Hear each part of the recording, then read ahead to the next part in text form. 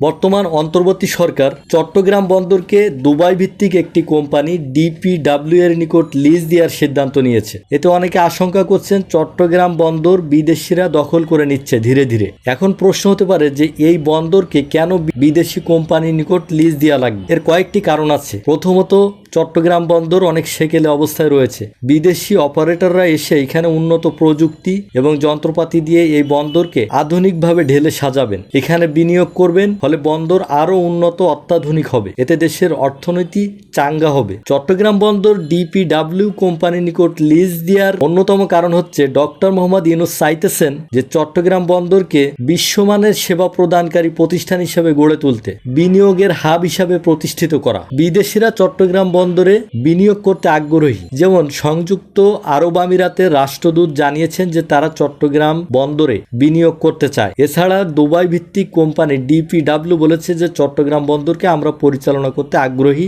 যদি বাংলাদেশের সরকার অনুমতি দেয়। যখন বিদেশিরা এখানে আসবে, এই বন্দর পরিচালনা করবে, এখানে অর্থনৈতিক সমৃদ্ধি হবে। এখন আপনাদের মনে প্রশ্ন জাগতে পারে যে এই চট্টগ্রাম বন্দর লিজ দিলে বাংলাদেশ কোন কোন দিক থেকে সমস্যায় পড়তে পারে। সমস্যা বলতে আসলে তেমন কিছু নাই, কিছু সিস্টেম আছে যেগুলো আপডেট করতে হবে। যেমন সর্বপ্রথম আমাদের দেশের সার্বভৌমত্ব এবং অর্থনৈতিক নিরাপত্তা নিশ্চিত করতে হবে। আমাদের দেশের রাজনৈতিক দলের নেতারা এবং শ্রমিক ফেডারেশনের নেতারা আশঙ্কা করছেন যদি চট্টগ্রাম বন্দরকে এভাবে লিজ দেওয়া হয় বিদেশি শক্তির কাছে, বিদেশি কোম্পানির কাছে, তাহলে আমাদের অর্থনৈতিক নিরাপত্তা বিঘ্নিত হবে, দেশের স্বাধীনতা সার্বভৌমত্ব হুমকির মুখে পড়তে পারে। যেহেতু এনসিটি লাভজনক এবং স্বয়ংসম্পূর্ণ একটা টার্মিনাল, সুতরাং এনসিটির লিজ দেওয়ার কোনো কারণ নেই, লিজ দেওয়া সম্পূর্ণ অবৈধ। যেহেতু এনসিটি লাভজনক এবং স্বয়ংসম্পূর্ণ একটি বন্দর, সুতরাং এই বন্দরকে লিজ দেওয়া একেবারে অযোগ্য। এছাড়া চট্টগ্রাম বন্দরকে লিজ দেওয়া এর স্বচ্ছতা ও আইনগত বৈধতা নিয়ে প্রশ্ন রয়েছে। যেমন এটি একটি গোপন চুক্তি, কোনো টেন্ডার ছাড়া বিদেশি একটি কোম্পানির কাছে আমাদের দেশের বন্দর ব্যবহার করতে দেওয়া সম্পূর্ণ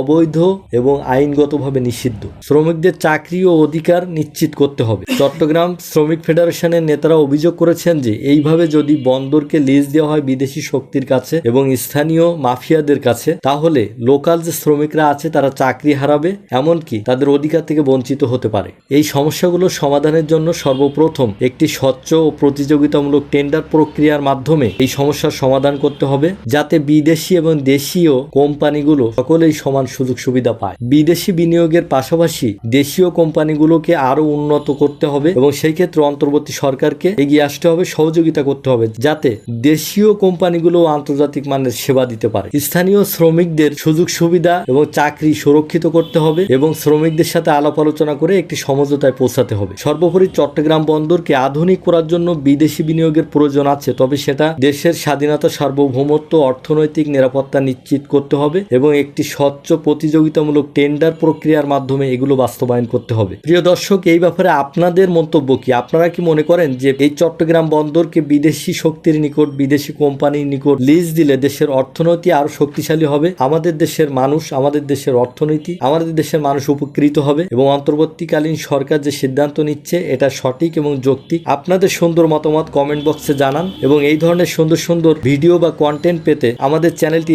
সাবস্ক্রাইব করে রাখুন।